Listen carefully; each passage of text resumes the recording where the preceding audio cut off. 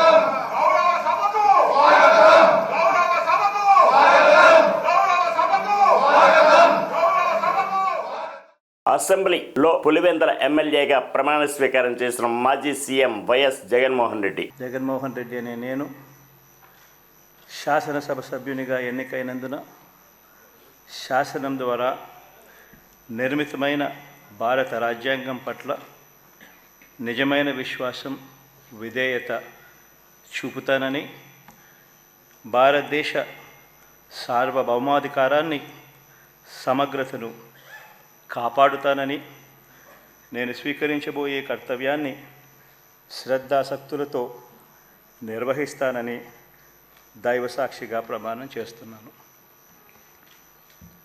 ఆంధ్రప్రదేశ్ శాసనసభ సభ్యుడైన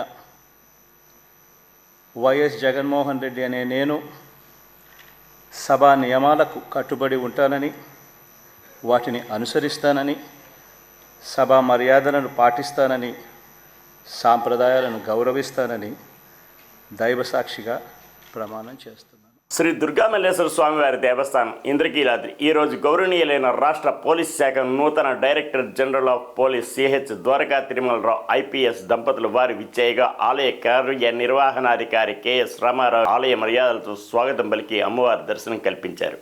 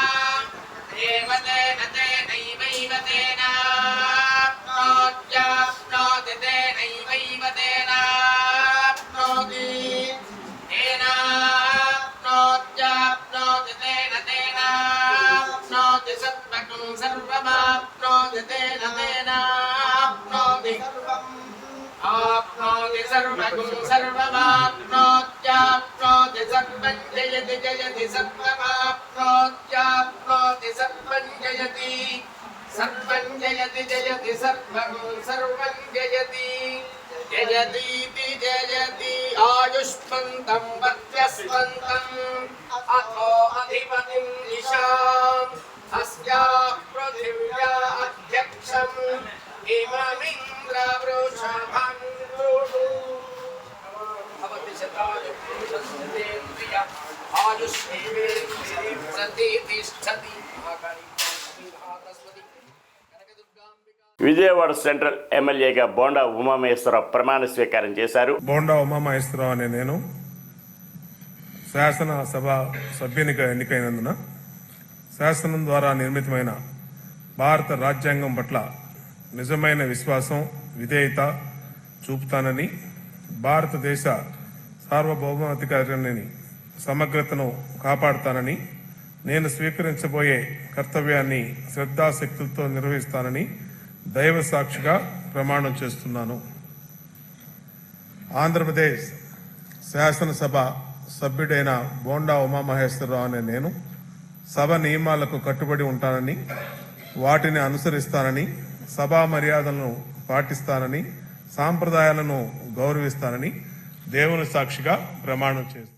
ఋషికొండలో కట్టిన ప్రభుత్వ భవనాల్ని వైఎస్ జగన్ నివాసంగా ఎల్లో మీడియా, టీడీపీ తప్పుడు ప్రచారం చేస్తున్నాయని మాజీ మంత్రి కొడాలి నాని తీవ్ర స్థాయిలో మండిపడ్డారు. పర్యాటక కేంద్రంలో కట్టినటువంటి భవనాలనే ఈ సిగ్గు ఎగ్గు లేనటువంటి తెలుగుదేశం పార్టీ, ఈ సిగ్గు ఎగ్గు లేనటువంటి ఎల్లో మీడియా అది జగన్మోహన్ రెడ్డి గారి నివాసం అని చెప్పి చూపిస్తున్నారు 3 రోజుల నుంచి. వెళ్ళి జగన్మోహన్ రెడ్డి గారు అక్కడ నివాసం ఉన్నాడా? ముఖ్యమంత్రి అయిన తర్వాత 5 సంవత్సరాలు ఈ తాడేపల్లిలో ఉన్నటువంటి ఇల్లు, క్యాంప్ ఆఫీస్ ఇక్కడి నుంచే నడిపాడు ఆయన కార్యాలయాన్ని కానీ ఇంటిని కానీ. జగన్మోహన్ రెడ్డి గారి రక్తంలో లేదు. ప్రభుత్వం కట్టించినటువంటి ఇళ్లలో ఉండటం కానీ, ప్రభుత్వం కట్టించినటువంటి గెస్ట్ హౌస్లో ఉండేటువంటి కర్మ జగన్మోహన్ రెడ్డి గారికి పట్టల. జగన్మోహన్ రెడ్డి గారు వైజాగ్లో సొంత ఇల్లు కట్టుకున్నాక అక్కడ షిఫ్ట్ అవుతాడు. అంతేగాని టూరిజం ప్లేస్లో కట్టినటువంటి ఆ హౌస్లో జగన్మోహన్ రెడ్డి గారు వెళ్తాడని చెప్పి ఎవడు చెప్పాడు వీళ్ళకి, వెధవులకే? అది జగన్మోహన్ రెడ్డి గారి కోసం కట్టించుకున్నటువంటి ఇల్లు అని చెప్పి రకరకాలైనటువంటి కథనాలు రాస్తున్నారు. అది ఒక అంతర్జాతీయ రాజధానిగా తీర్చిదిద్దాలన్నదే వైఎస్ఆర్ కాంగ్రెస్ పార్టీ లక్ష్యం. దాన్ని రాజధాని చేయాలన్నదే ఆ రోజు నిర్ణయించుకున్నాం. కాబట్టి అక్కడ ఇంటర్నేషనల్ సెమినార్లు జరుగుతున్నాయి. అనేక మంది ఇంటర్నేషనల్ సంబంధించినటువంటి దేశ విదేశాల నుంచి అనేక మంది పారిశ్రామికవేత్తలు వస్తున్నారు. కనీసం వాళ్ళకి సౌకర్యం ఉండటానికి అవకాశం లేనటువంటి పరిస్థితి ఉంది. కాబట్టి ఉత్తరాంధ్రలో ఉద్దానంలో దాదాపు 700 కోట్ల రూపాయలు పెట్టి హాస్పిటల్ కట్టించారు కిడ్నీ పేషెంట్ల కోసం అని చెప్పి. అదేవిధంగా విజయనగరం కావచ్చు, లేదా పార్వతీపురం కావచ్చు, ఉత్తరాంధ్రలోనే 650 కోట్ల రూపాయలు పెట్టి ఒక్కొక్క మెడికల్ కాలేజీ కట్టించారు. అదేవిధంగా టూరిజం ప్లేస్లో అంతర్జాతీయ సంస్థలు కానీ వ్యక్తులు కానీ వచ్చినప్పుడు అక్కడ ఒక విధి ఉండాలని చెప్పి ఒక మంచి భవనాన్ని నిర్మిస్తే 7 బిల్డింగులు అయ్యి, ఒక బిల్డింగ్ కాదు 7 బిల్డింగుల్లో జగన్మోహన్ రెడ్డి గారు ఉండరు. 7 బిల్డింగులు కట్టారు. ఆ 7 బిల్డింగుల్లో 7 బ్లాకుల్ని చూపించేది జగన్మోహన్ రెడ్డి గారు 450 కోట్ల రూపాయలు పెట్టి ఇల్లు కట్టుకున్నారని చెప్పి ఈ దుర్మార్గమైనటువంటి ప్రచారం చేస్తున్నారు. ఇవన్నీ కూడా ప్రజలు గమనిస్తారు. ఆంధ్రప్రదేశ్లో గత 5 సంవత్సరాలుగా ఒక్క భారీ పరిశ్రమ కూడా వచ్చిన పరిస్థితి లేదని కేంద్ర భారీ పరిశ్రమ ఉక్కు శాఖ సహాయ శాఖ మంత్రి శ్రీనివాస్ వర్మ అన్నారు. తెలుసుకోవడం జరిగింది.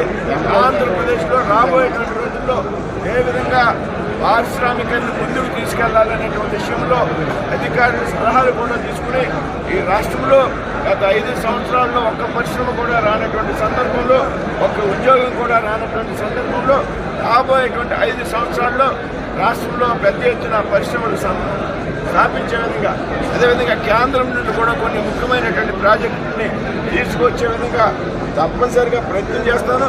తప్పనిసరిగా అందులో సఫలీకరంతో సాగుతాననేటువంటి విషయాన్ని మీకు స్పష్టం చేస్తున్నా. ఈ రాష్ట్రంలో పరిశ్రమల అభివృద్ధి ద్వారా రాష్ట్రంలో పెద్ద ఎత్తున యువకులకు నిరుద్యోగ ఉపాధి కల్పించేటువంటి అవకాశాన్ని కూడా కలిగిస్తానని ఈ సందర్భంగా చెప్తున్నాను. ఆంధ్రప్రదేశ్ నూతన డీజీపీగా సీనియర్ ఐపీఎస్ అధికారి ద్వారకా తిరుమలరావు బాధ్యత స్వీకరించారు. మంగళగిరి సమీపంలో డీజీపీ కార్యాలయంలో వేద పండితుల ప్రత్యేక పూజలు నిర్వహించి అనంతరం బాధ్యతలు చేపట్టారు.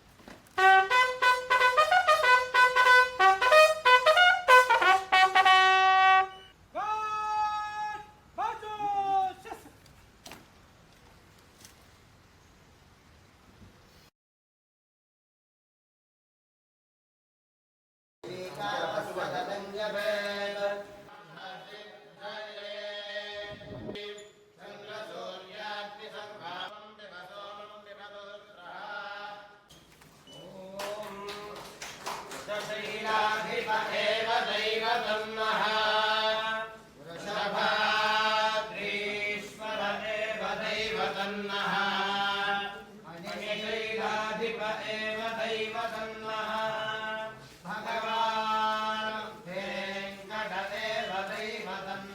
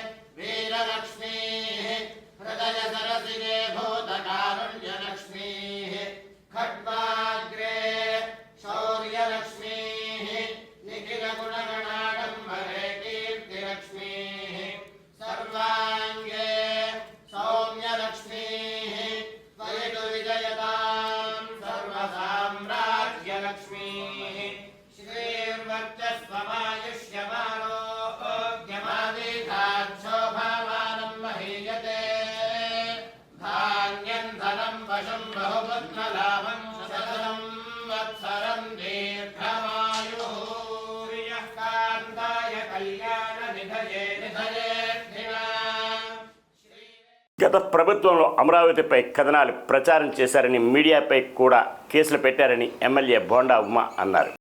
త్రూ మీడియా ద్వారా మొన్నటిదాకా మీడియా మీద కూడా కేసులు పెట్టారు. అమరావతిని గురించి ఏమైనా చూపిస్తే ఇవాళ ఈ ప్రభుత్వం అమరావతి ఆంధ్రప్రదేశ్ ఏకైక రాజధానిని కట్టుబడి ఉంది కాబట్టి స్వయాన ముఖ్యమంత్రి అమరావతిని మీడియా ద్వారా ప్రజలకు చూపించి ఎంత విధ్వంసం చేశాడు జగన్మోహన్ రెడ్డి. ఎక్కిన రెండో రోజే ప్రజావేదికను పడగొట్టడంతో పరిపాలన స్టార్ట్ చేసి ఈరోజు రాష్ట్రాన్ని కోలుకోలేని రకంగా ఏ విధంగా నాశనం చేశాడో ప్రజలకు చూపించే లక్ష్యంగా ముందుకెళ్తా ఉన్నాం. దాంట్లో భాగంగానే ఈరోజు ముఖ్యమంత్రి పర్యటన ఎంత వేగవంతంగా మళ్ళా అమరావతిని పునర్నిర్మించాలో అంత వేగవంతంగా పునర్నిర్మిస్తాం. 14 రకాల పంటలకి 2024-25 ఆర్థిక సంవత్సరంలో కేంద్ర ప్రభుత్వం ప్రకటించిన మద్దతు ధర మోసపూరితమని రైతు సంఘం జిల్లా కార్యదర్శి కె శ్రీనివాస్ తెలిపారు. కె శ్రీనివాస్, ఆంధ్రప్రదేశ్ రైతు సంఘం ఏలూరు జిల్లా కార్యదర్శి. నిన్న కేంద్ర మోడీ ప్రభుత్వం 14 రకాల వ్యవసాయ పంటలకి మద్దతు ధరలు ప్రకటించడం జరిగింది.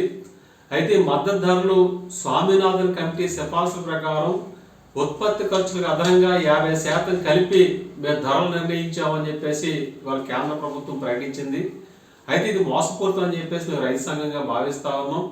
వాస్తవ రైతులకు అయ్యే పెట్టుబడి ఖర్చులు ఏవైతే ఉన్నాయో అవి పూర్తి స్థాయిగా లెక్కించకుండా అశాస్త్రీయంగా లెక్కించి మాత్రమే ఈ మద్దతు ధరలు ప్రకటిస్తూ ఉన్నారు.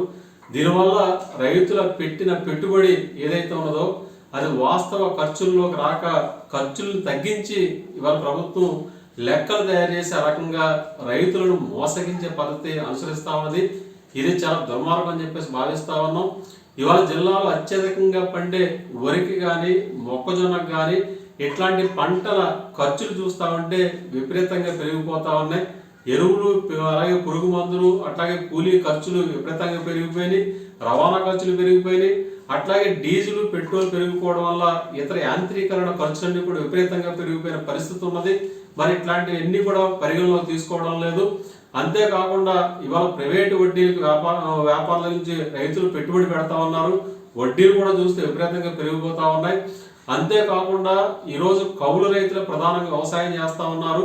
మరి అత్యధికంగా కౌలు చెల్లించి వ్యవసాయం చేస్తున్న ఆ కౌలుని ఇవాళ ఉత్పత్తి ఖర్చుల్లో పరిగణలోకి తీసుకునే పరిస్థితి లేదు. కాబట్టి ఈ రకంగా చూస్తే కేంద్ర ప్రభుత్వం కేవలం వరి పంటకి క్వింటాకి 117 రూపాయలు మాత్రమే కంటి తుడుపు చర్యగా ధర పెంచింది. అంటే గతంలో ఉన్న ధర కంటే కేవలం 2300 రూపాయలు ఈ కామన్ వెరైటీకి, అలాగే ఏ గ్రేడ్కి 2320 రూపాయలు మాత్రమే ధర వస్తా ఉన్నది. అంటే గతం కంటే 117 రూపాయలు మాత్రమే ధర పెంచారు. ఈ వార్తలు ఇంతటితో సమాప్తం.